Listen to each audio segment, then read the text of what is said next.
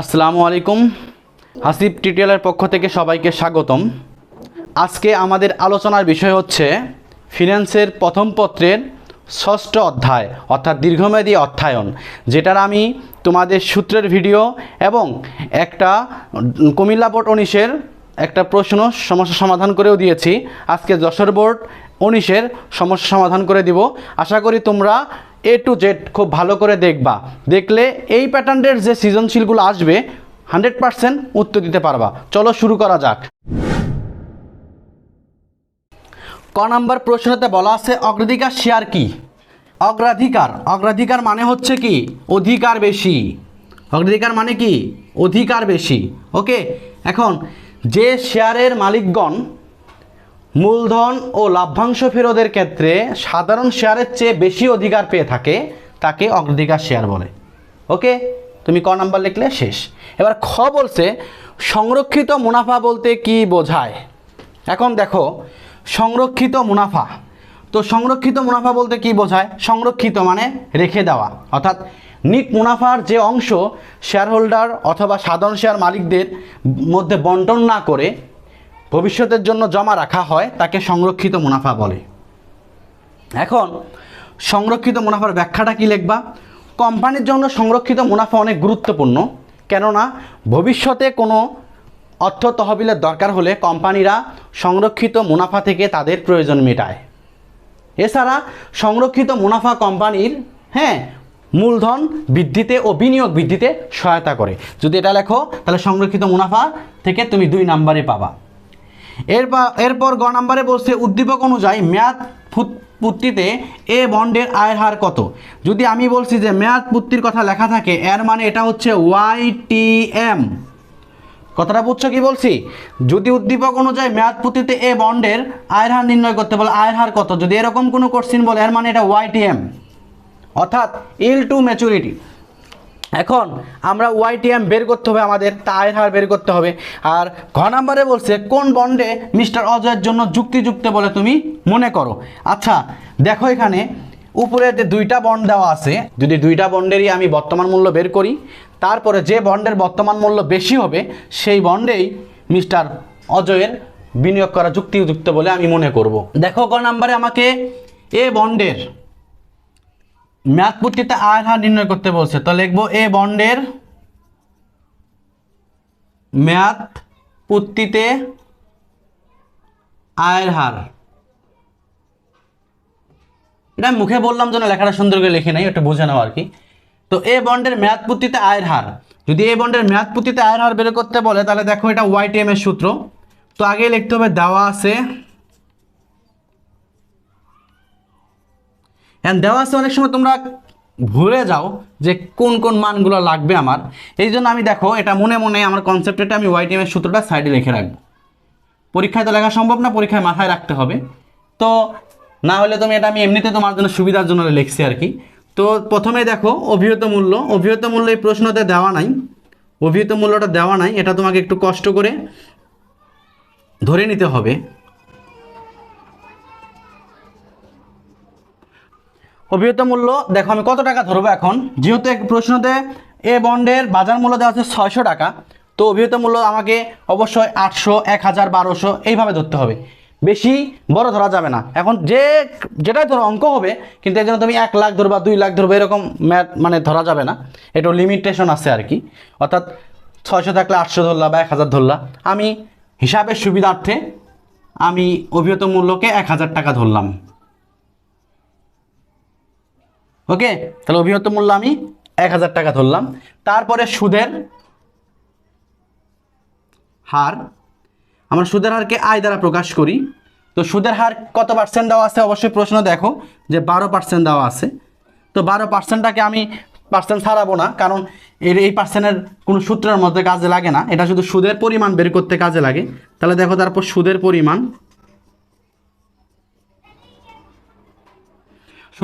বড় হাতের আই সমান সুদের পরিমাণ কত? অভিহিত মূল্য আছে 1000 ইন্টু সুদের হার কত? 12%। তো 1000কে 12% করলে কত হয়? 120 টাকা। এটা কি সুদের পরিমাণ।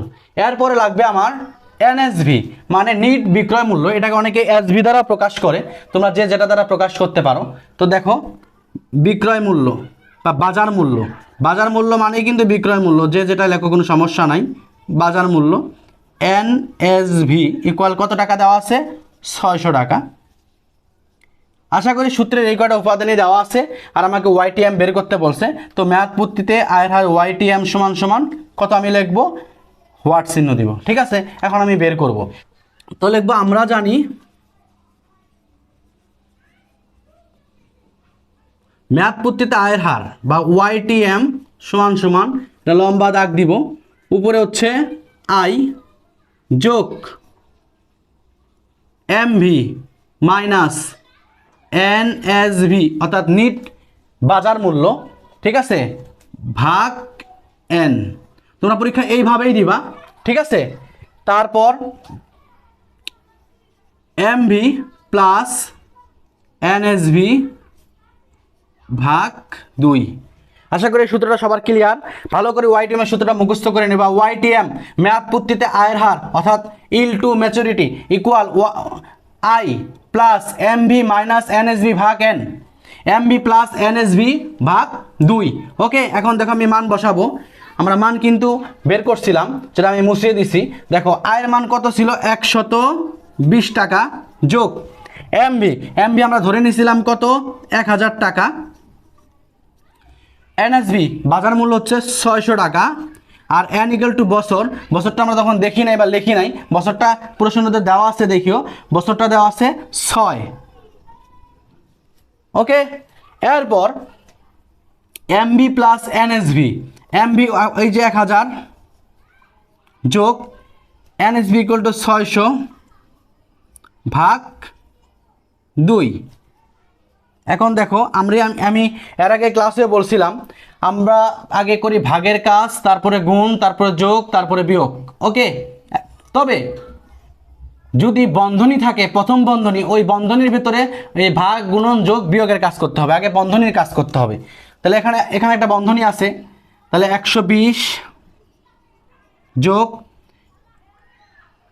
1000 থেকে 600 মাইনাস যাবে, তো 1000 থেকে যদি 600 মাইনাস যায় 400, 400 ভাগ 6।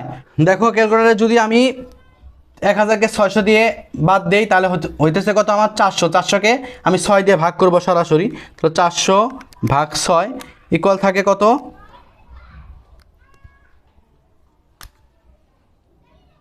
66.67। ওকে, এরপর এটা 1000 যোগ 600কে 1600কে যদি আমি 2 দিয়ে ভাগ করি তাহলে হচ্ছে 800। ক্লিয়ার? যেহেতু আয়ের হারের অঙ্ক, এখান থেকে 100 দিয়ে গুণ করতে হবে। তাহলে এখন দেখো এই দুটা যোগ করে 800 দিয়ে ভাগ করার পর যে মান আসবে এটাকে আমি 100 দিয়ে গুণ করব। তাহলে 120 যোগ 66.67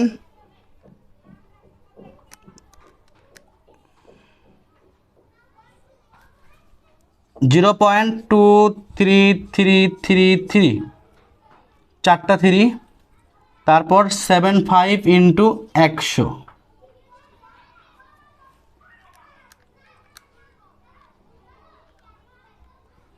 তাহলে 23.33%। দেখো ঘ নাম্বার প্রশ্ন ছিল যে মিস্টার অজয়ের কোন বন্ডে বিনিয়োগ করা উচিত বলে তুমি মনে করো, যুক্তি দাও। তো আমি একটা লাইন ফাঁকা রাখবো, ওই লাইনটা এইভাবে লিখবো যে মিস্টার অজয়ের ড্যাশ বন্ডে বিনিয়োগ করা উচিত বলে আমি মনে করি। এই ড্যাশটায় কোন বন্ড আমি নাম লিখে রাখবো, বা তোমরা পরীক্ষা হলে এই পৃষ্ঠাটা মানে এতটুকু একটা পৃষ্ঠার উপরে এতটুকু জায়গা খালি রাখবা, যেন অঙ্ক শেষ করার পরে উপরে লাইনটুকু লেখা যায়। তো আসা দেখো, তারপর শুরু করা যাক। এখন যেহেতু দুইটা বন্ড, একটা এ বন্ড একটা বি বন্ড, হ্যাঁ, তো এ বন্ডের বর্তমান মূল্য নির্ণয়।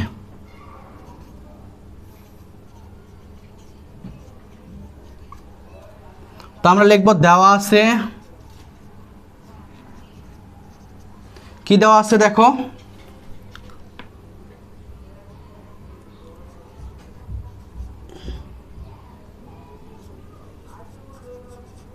অভিহিত মূল্য এমবি ইকুয়াল কত টাকা?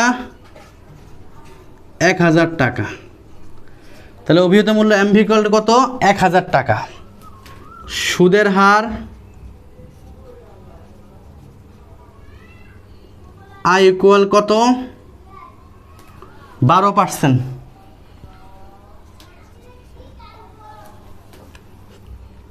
সুদের পরিমাণ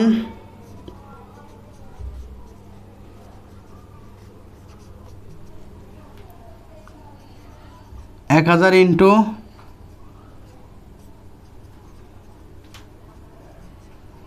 120 টাকা।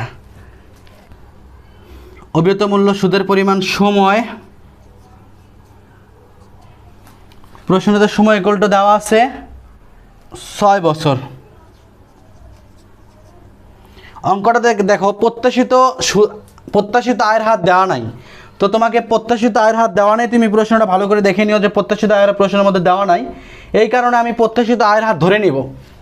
তুমি এটা 12% উপরে, অর্থাৎ 12% বা 14% বা 16% ইচ্ছা ধরতে পারো। তো দেখো প্রত্যাশিত আয়ের হার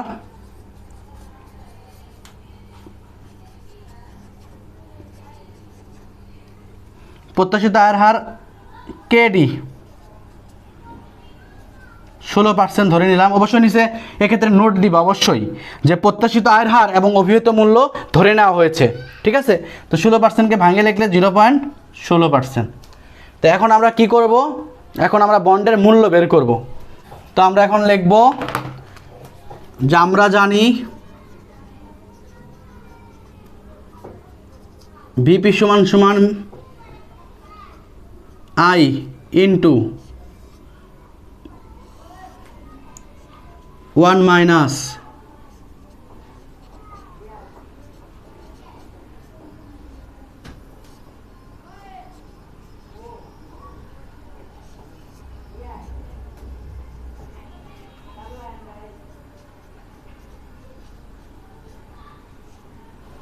ওকে। আমরা কিন্তু সব মান বের করছিলাম দেওয়া আছেতে। তো আয়ের মান বের করছিলাম কত? 120 ইন্টু, বাংলায় লিখি তো 1 মাইনাস উপরে 1 প্লাস কেডি ইকুয়াল টু হচ্ছিলাম 0.16, পাওয়ার হচ্ছে 6, আর নিচে হচ্ছে KD equal to 0.16 bracket close, plus MB ধরছিলাম 1000 টাকা, 1 প্লাস 0.16 পাওয়ার 6। দেখো তারপর 120 ইন্টু, এতটুকু আমরা ক্যালকুলেটর করে ফেলবো পুরোটা একসাথে। 1 মাইনাস উপরে 1 প্লাস 0.16 পাওয়ার 6, এটার মান আসতেছে 3.6847359008 প্লাস এতটুকুর কাজ করলে 410.4422, এটা 5 দিলাম। আমি তো বলছি তোমাদের বারবার যে এই সংখ্যাগুলো অবশ্যই পয়েন্টের পর 4-5টা সংখ্যা নিবা, 5 থেকে 7টা নিবা, তাহলে ক্যালকুলেশন মিলে যাবে। তো এটাকে এটা দ্বারা আমি যদি এখন গুণ করি তাহলে কত হবে? 120 গুণন 3.6847359008 যোগ 410.44225।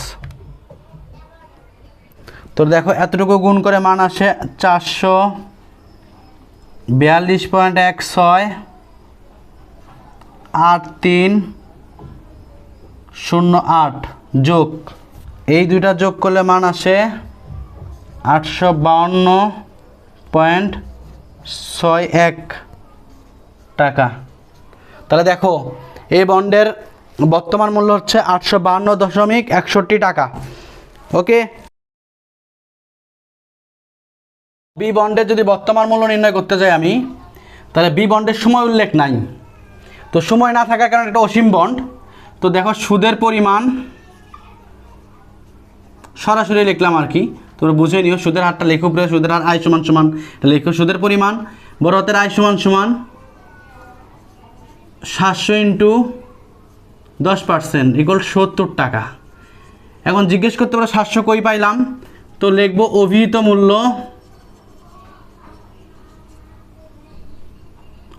মূল্য, এমভি ইকুয়াল কত 700।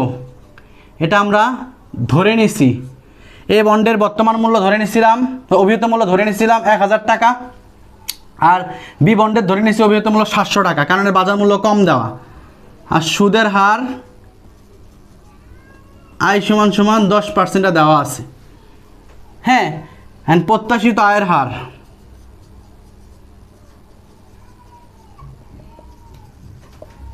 দুই বন্ডেরই প্রত্যাশিত আয়ের হার সেম।